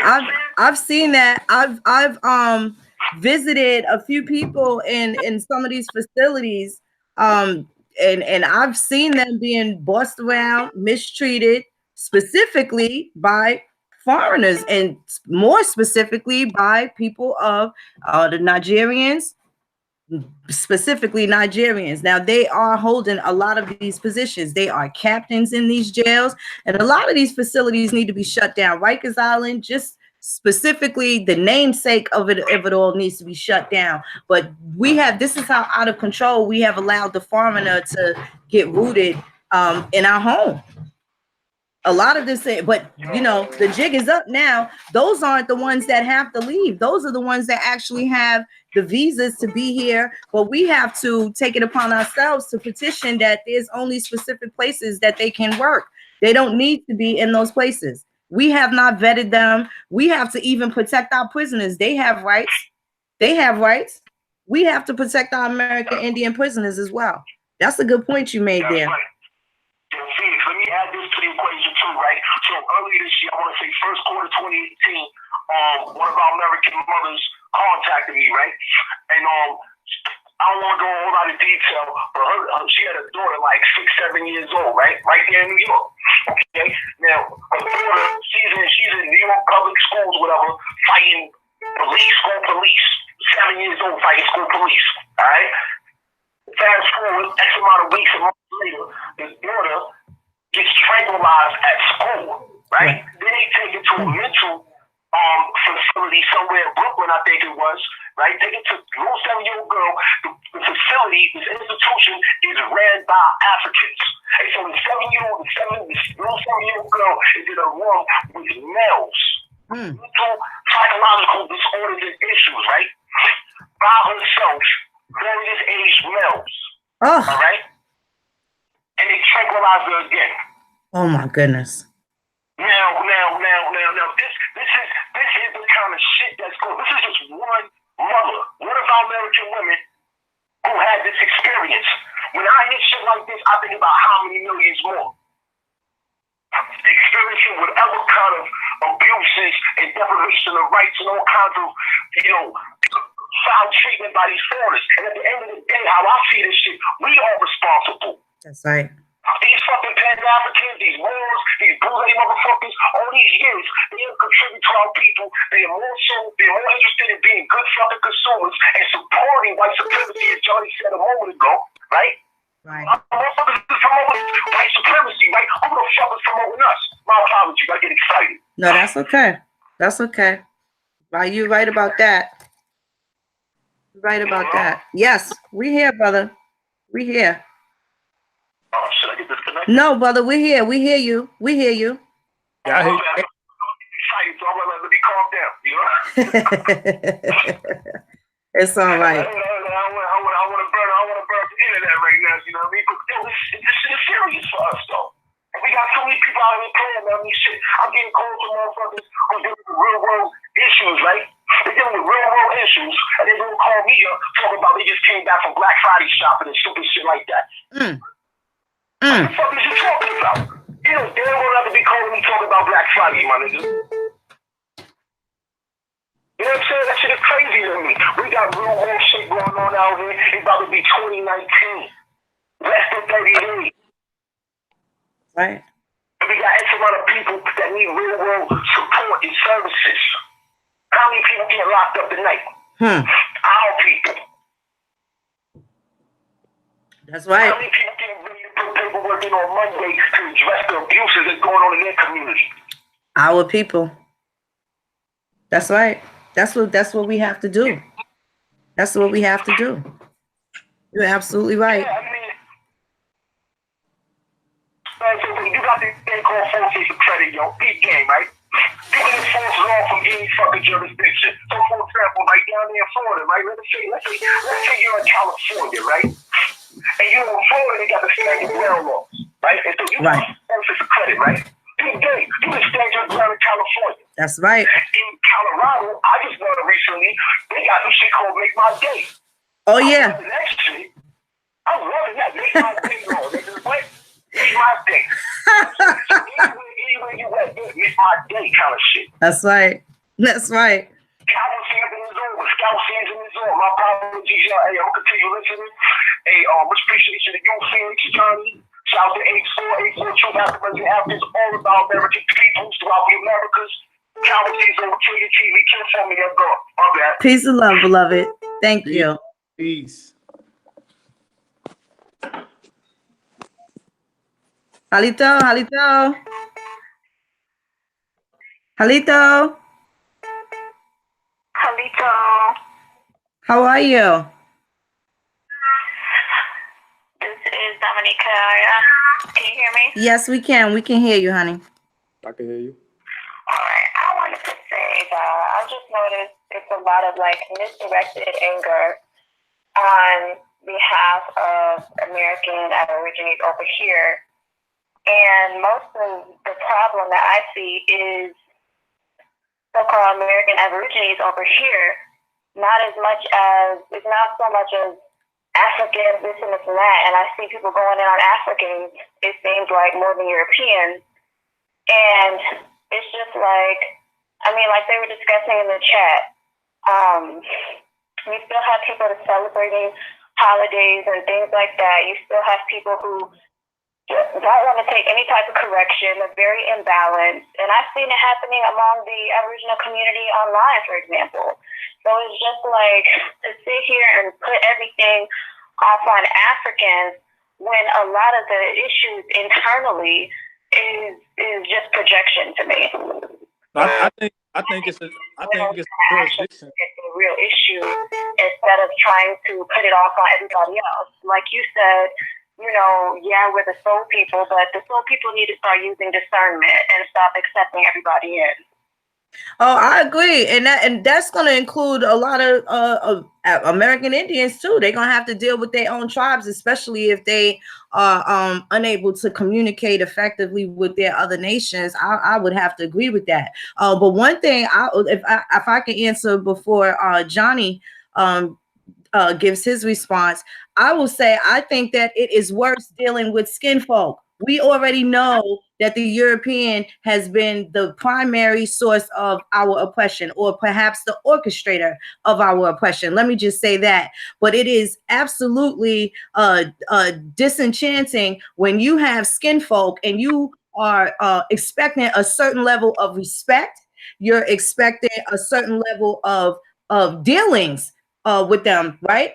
And that's just from basic understanding that we're supposed to take care of our people. And this is how we are able to make the distinction. When you have the Pan-Africans that jump in front of the moving train of the oppressor just to have a piece in our oppression, or to take a nightstick to our head, I think it's 10 times worse. I think it's 10 times worse. So this is why like you said, you're talking about Pan-Africans. I personally haven't had people straight from the continent to disrespect me.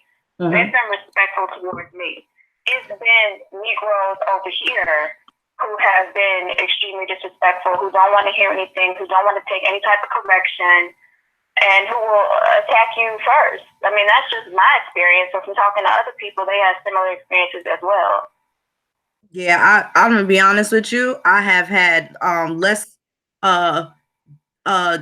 unpleasurable experiences with the American Negro than I have with the one that thinks that they're foreign, which very well may be the American Negro as well. But in their mind, they think they're foreign. They act foreign, and they act like they have something, like they're more privileged by being a foreign entity in my land, standing in the way of whatever it is that I'm entitled to, what my natural rights are. And I do have a serious problem with that. I'm not even gonna lie.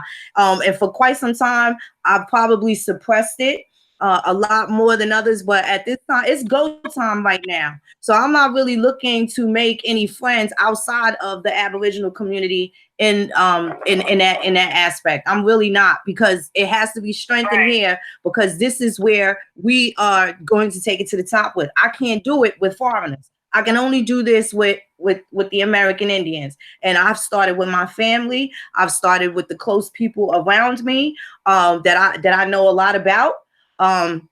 And that's kind of what's been helping me move forward. It's a lot of things that I don't pay attention to. You got to have really tough skin in order to deal with anybody. You got to have tough skin to deal with family. You got to have tough skin to deal with the oppressors, both the European as well as the, you know, the disrespectful ass pan fries. You got to have tough skin. And being that I have been able to put the armor on, I'm not really concerned with these little squabbles and shit that we have with Indians. This is something that we've been doing prior to any colonizers coming over here, prior to any invaders coming over here. We've always done that. It's what we do. It's what we do. But what's supposed to happen is once we have the occupiers and the interlopers that come over here, that's the part where we're supposed to band together and make sure that we eradicate the problem. Johnny, did you want to add to that?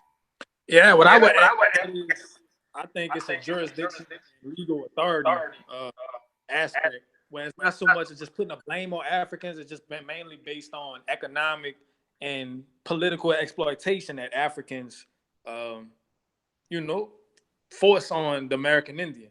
It's not so much that we just want to point the finger at Africans. You know, they take advantage of the fact that the American Indian is denationalized and disenfranchised. So you'll have Africans come over here and just, you know, disrespect you and try to usurp you, try to take over your resources, since you're not standing up and proclaiming it as the American Indian, as the indigenous people of the land. You know, they'll come over here thinking that they have some superior mindset, you know, that they're better than you, because you continue, we as a collective, we allow ourselves to be disenfranchised and denationalized as Aborigines. That's so I right. think a jurisdictional aspect, you know, the things that we have going on amongst ourselves is not really a big issue, because that'll happen regardless. Like, that's not really stopping our progress. I think our our knowledge of self, our illiteracy as it relates to being an Aborigine and how to assert, you know, Aboriginal law is the biggest problem that we have, but not so much the, you know, the trivial run-ins that we have amongst each other, because that's nature. That'll happen like naturally. It's not something that's widespread. You know, that's things that happen here and there. But the gripes with Africans is mainly just based on the economic and legal level. It's not nothing personal. It's personal that they do it on purpose, but it's not personal just because that they're Africans. But it's Africans that's taking advantage of the denationalization and disenfranchisement of the American Indian. You know, so I think what we got to do is just basically, like we were saying the entire time, is assert who we are as American Aborigines, you know, through our families, through genealogy, through foreign private Aboriginal tribal trust. You know, when you get your genealogy in order, you will put it inside of a trust, and the trust asserts your jurisdiction. It asserts your Aboriginal status and Aboriginal nation. Like, that's the ending result of your genealogy searches. So that's the things that we have to, you know, teach our people, make our people, you know, become more aware in society, make our people aware of genealogy and trust and the knowledge of self, what it means to be Aboriginal, what it means to be family oriented. And that solves all of the little, you know, the little trivials and gripes that we have amongst each other, which is minor. But we just need to assert our authority as Aborigines, and, you know, and we wouldn't have the things that's taking place, you know, go on, continue to exist today and going forward, if we just simply, you know, just make our people more aware that they're Aboriginal. They got to know who their family is and start building with their family more. Like, that's basically the bottom line. You have to understand that you're the people of the land. You can't be afraid to be the people of the land. It's you. It's natural. Like, you can't keep running away from it. And what Africans do, the Pan-Africans, they get in the way. So you got people that's like kind of mum, kind of silent about being Aboriginal. So then you got people that's already silent about it, mum about it. They don't want to say nothing. Then you got the Pan-Africans come in and make sure they stop you. Like Phoenix said, they help the oppressor, like, deny you of being Aboriginal, deny you of asserting yourself as the first inhabitant of the land legally. So it's not so much of just a personal name call of Africans doing us this and that. That's what they actually doing, though, on a legal and political level. They stopping, they preventing the Aborigine from being Aborigine by law, by nature. That's right. They just in the way, they're distracting, you know, distracting our progress. So I mean, we gotta get them out the way for us to really be who we are and do what we gotta do. That's right. I agree. Okay, we got 917, Mr. D. Halito. How you doing? How you doing? How you doing? Halito to the family. Hello, peace. everything. All the greetings, all the greetings, all the greetings. Yeah, how you doing? Peace, Sister Phoenix Moon. I just wanted to, shout you out, kudos on holding it down for, this awakening. And I call it an awakening because, I can go back on Facebook 9 years of me talking about stuff like this. Not necessarily going in depth, but I've been pushing this thing because I know what the word is in my family and what's been passed down. And greatly enough, the last two matriarchs of my family, my grandmother and my grandmother on my mother's side and on my father's side, are sickly and older, but I was able to ask them questions on film and stuff like that. And interestingly enough, things like my family on my mother's side, my mother's mother and my mother's father, like that, my mother's background is from Hemingway, South Carolina. All right. And we had a lot of land there historically. All right. We but over time laws had, shrunk the land down, but to this day we still own a lot of land out of Hemingway. And I have my grandmother on film telling me, I asked her, I said, Grandma, how did we get the land down in Hemingway? And she said, we always had it. And I said, what do you mean always? We always had the land. Like, and over time they used laws and, yellow tape to red tape to pretty much hinder us. Like they do us everywhere. So, it's good that a lot of our people are waking up to this. We got Dan Calloway out there, fighting the good fight. But the countless brothers and sisters that don't have a big name that know what's going on. I know what my family tells me. I've been on Sarnetta TV. I don't know if people feel. Can you hear me? Yes, we can hear you, beloved. We can hear you. All right. Am I clear? Can you hear me clearly? Very much so. Yes. All right. So I don't know if people saw. I was on Sarnetta this past summer. We were talking casually. They were out there talking the African stuff, and I was asking them questions that they couldn't answer, and then Sarnetta threw me on, and I started to talk, and then on the sideline he was calling Rabon, and he called Rabon, who was just up the street, obviously, and he came over there, and I made some valid points, like we have this understanding that we have a skewed understanding of history, and that's why they keep repeatedly remixing what they're doing to us. And because we don't have a firm grasp on the conceptually what they've done and what's happening in history. Like I brought up a point where not all black people were slaves. This is something that needs to be grasped so we can move forward as a people. There were actually black slave owners. I brought that up, and you know what Rob Bourne did? He said, "Who you talking about? Anthony Johnson?" Right? And I was talking about South Carolina. Wow. South Carolina, the biggest plantation that was owned when the Civil War kicked off was owned by a black man named William Ellison, or April Ellison. You can look it up. All right, the biggest plantation in South Carolina. Now, these topics are pertinent to what's going on today because we don't understand economics and how business works. All right, so the only difference between the slave of the past and the modern day employee are labor laws. All right, so someone might say, "What do you mean I'm a slave?" You trying to say I'm a slave because I go to work every day? I want people to understand this. During slavery, they gave you enough food, shelter, and clothing to survive to be able to go to work the next day. Today, most people can only afford food, shelter, and clothing enough to keep them able to survive to be able to go to work the next day. All right? The only difference between a slave and we have to keep it in context again. We live in a capitalistic society where your status is determined upon your dollar. All right? So now, in this country, what determines a slave is your wage. All right? So a person that makes 1 penny below minimum wage on the books, as far as laws are concerned, you are considered a slave. All right? When the abolitionists were fighting for slavery to be ended, when they were fighting for that and they were pushing for slavery to be ended, that's what you think? That's not what it was about. For the most part, slavery was about equal treatment. First, it was about getting the actual owned slaves equal treatment to that of the indentured servants, because that was one step up, just like the caste system. And then from there, like the regular working man who was over the slave. And then from there, you had the business owner. Just like today, you got the guy that mops the office, you got the guy that's making a sale in the office, and you got the guy that runs the office, and you got the guy that owns the office. It's the same concept. Slavery, 1.4% of the total population owned slaves. However many millions we could argue about that were here, only 1.4% of the population owned slaves. All right? Today, we have 1%, which is pretty much the same thing.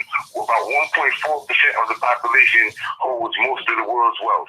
It's the same type of thing, same thing. And part of that 1% is black people, just like it was during slavery. What we have to do, my people, is we have to put aside all the bullshit. We know, I'm on the side, my name is Mr. Davisowitz, and my name is Darren Davisowitz on Facebook, all right? I know who I am. I know who my family is. I know the name may throw you off or whatever the case may be. My last name is Davis, and I just do that. My friends call me the Black Jew. It's a long story. It's not a tag name or anything like that. I know who I am. I know I can trace my family back on both sides, which is great. You know, and I implore anyone else to do the same thing, so no one can tell you who you are. I know my great-great-grandmother. I know who she was. I know who her mother was. And we have this beat on account that they're going up for books, and they go for promotion, and they say, these people, you're ashamed to be African. They try to shame you into not being who you are. That's right. So either we just keep moving forward, and we have to move different from these folks. We can't do the same thing that the Pan-Africanists do, and the Moors do, and the Muslims do. We gotta be different. You know why? Because we on the side of the right. And we should move different because we know we are right. I know who my family is. Sister Phoenix Moon, you know who your family is. And you know who your family is.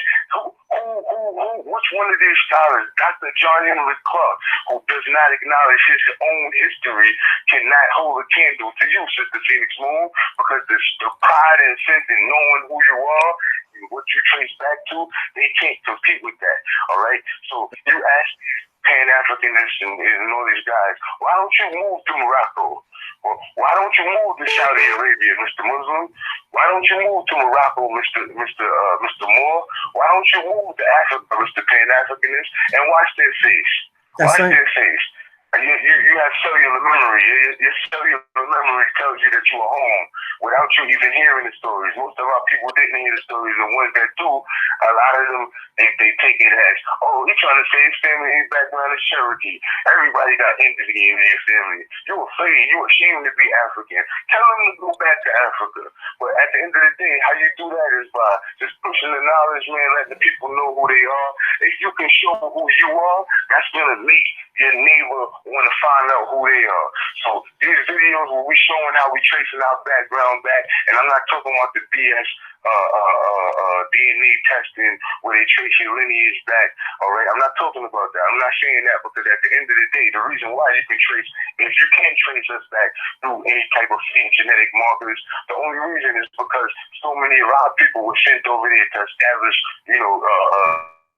over there. For the cursing, but that's right. That's okay. Why you can trace us back. That's right. Am I rambling? No, you hitting a very valid point. You hitting a very valid point. I absolutely appreciate you. I do want to kind of give somebody else a chance to speak, but I love what you're talking about. You can always call back here, honey. I love that. You can talk that shit because that's what I'm talking about right there. I'm feeling you. Absolutely. Listen, I just want to give you a shout out again, sis. Shout out to you again, brother Ad. And shout out to the movement. We gotta move different, people. I'm gonna close out with this. Listen, how we argue and how we fight is with the fact that we are right. That burns their soul that they have to refer to a book that somebody wrote 60, 80, 50 years ago, and you can just revert back to your actual family word of mouth. That's right. Just do a we doing. Keep pushing the good fight. Keep fighting the good fight, folks. And I love everybody, man. Aboriginal power. All right, we are the soul people. Alma Rika is soul rich.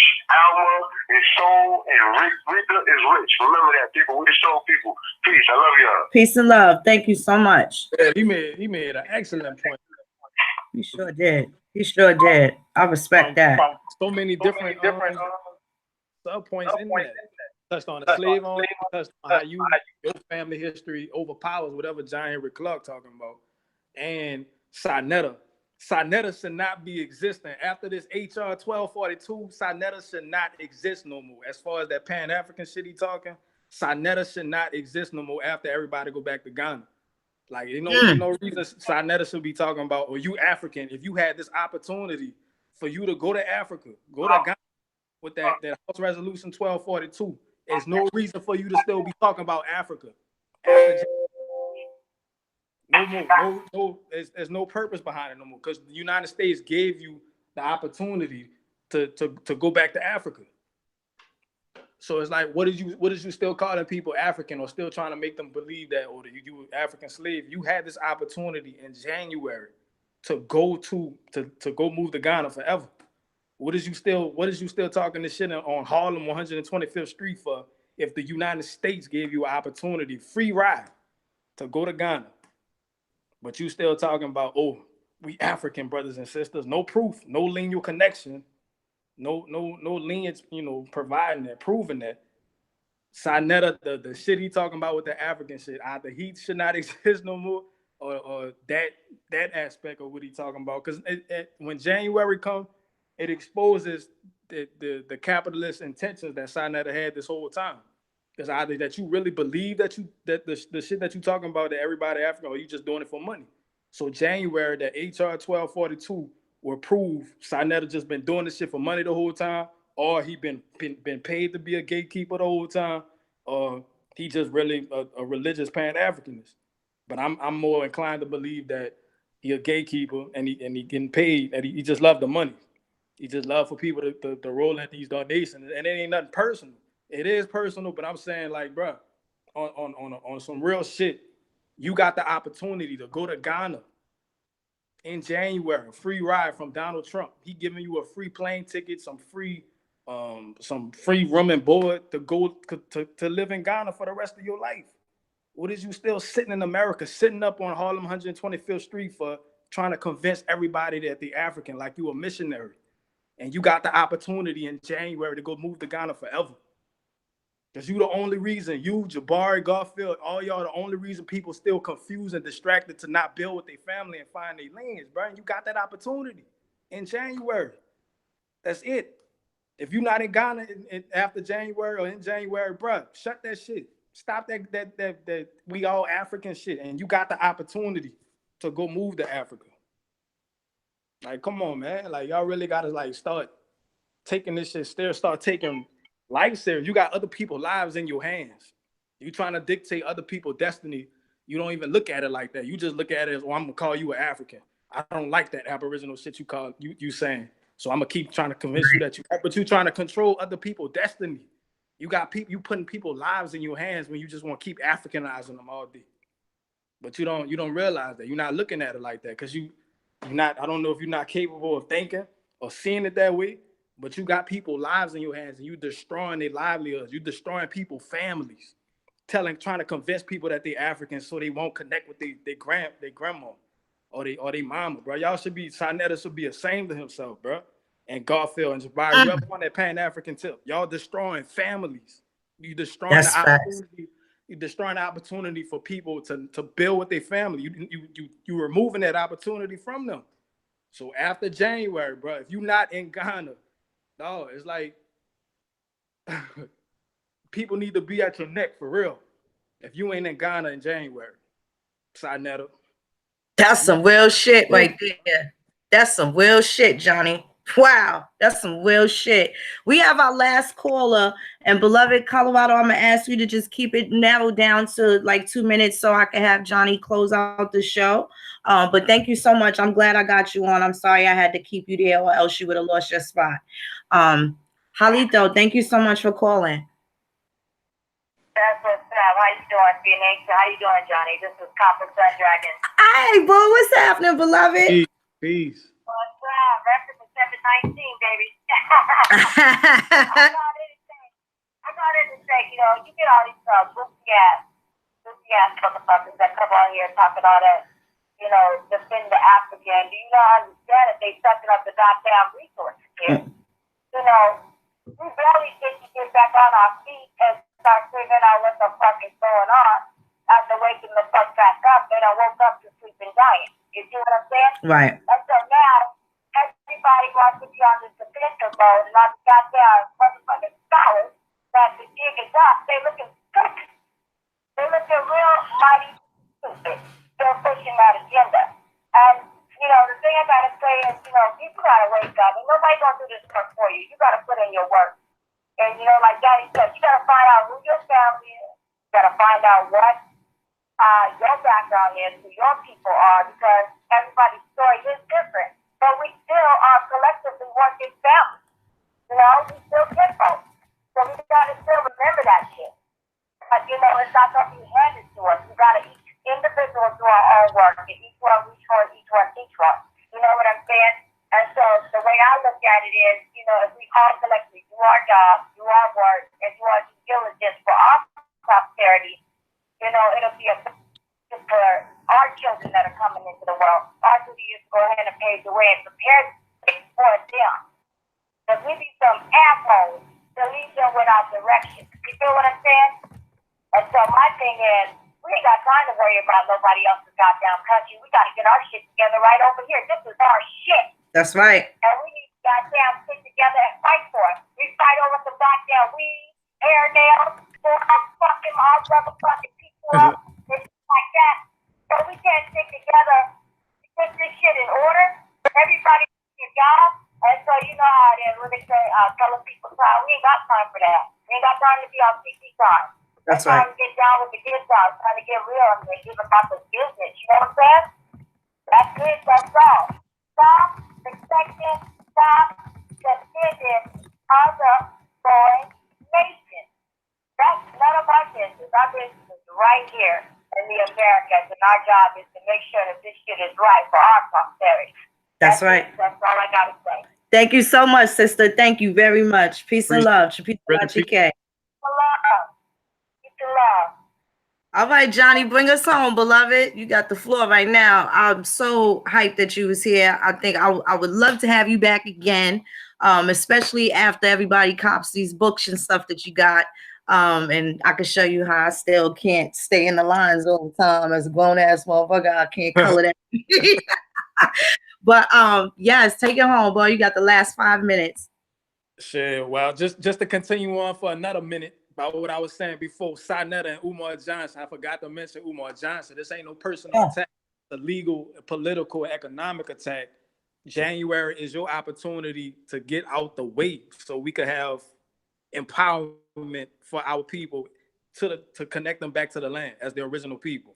Y'all are in a way. We don't have time for people to continue to distract us with Pan-Africanism, more Morocco or Hebrew Israelite. It's time for people to connect back to their families so we can connect back to the land and empower ourselves with the land and our lineage. We need to build with our family. We need to find our genealogy. We need to educate our children. It's important. It's pivotal for us to educate our children with their own history, their own direct family history. Their history is not nobody else's. It's not another tribe's history. The Yamasee history is not the Cherokee history, or the Cherokee history is not the Choctaw history. Every family has their own history. Every family is crucial for every family to find out who their family is in their lineage, with movements or you know, the things that your family actually did. So it's pivotal for us to find out who our family is. It's pivotal for us to educate our own children, like I'm trying to create with this curriculum, for us to educate our own children as parents, so we can be the source of our children's knowledge of self and children's development as being parents. And that's why I admire you so much, Phoenix. Like, for you to be a mother and have this capacity of being Aboriginal for your own children and your household. Like, I really admire that. And that's something that, you know, that's inspiring me. as I'm saying all this, or as I'm, creating all my books, like to see you in front in charge of your household, is something that every family needs to have, in an Aboriginal perspective. That's To right. run your household with an Aboriginal perspective, nobody else could control us, define our destiny, because that defines our destiny. That's right. That's all we need to do. Like, we just really need to step up as Aborigines and take back what's ours. Stop being afraid and do what we do. Do what we were supposed to do. Do what we was put here to do. It's our nature to be Aborigines. We not no colors. We are land-based people. We are soul people, but we also land-based people. Like, there's no identity and no liberation without land. No freedom without land. Like, you That's need right. to do anything in life. Land is your life. So we got to get back to the land, get back to our families. That's a fact. That's a fact. Johnny, I thank you so much. This was a joyful situation for me. Next time, I hope we're in the same location so you can enjoy these margaritas that my mother put together. These shits smack dabbly do. I've just been sipping the whole night. But listen, Indians, I love y'all. Y'all so dope. Y'all handling them little fake ass goons in the goddamn chat. Or y'all admins, moderators with the wrench. Much love to y'all. Putting a chokehold on the oppressors. I appreciate y'all. All you beautiful ones with questions, answers, and concerns for our situation. Much love to you. I hope that clarity is something that is passed down and is contagious. I think y'all real dope. I feel strong. I feel like y'all are strong. I believe in y'all. I believe in this movement. I think we in the right direction. I thank y'all so much. Again, Johnnie Aborigine, this was such a pleasure to have you here. You just don't know. I just can't stress it enough. I appreciate you. I hope your books fly off the shelves. Cop them books, beautiful ones, www.johnnieaborigine.com. And if you like what you see on that website, you like the style, it's fresh, it's clean. Make sure you drop that message in African Americans Ain't African. You looking for information for the website. You heard it on the Phoenix Moon Show. Let it be known. Somebody will get back at you, and you're gonna be able to have your website looking fresh and clean, just like that. Or even better, however you want it. Do what you do. But I'm just really excited. We're looking forward to things. I hope the Panfrods get it together, and I hope the Indians never let it go. Never let it go again. Peace and love. Peace a lot, Chike. Peace.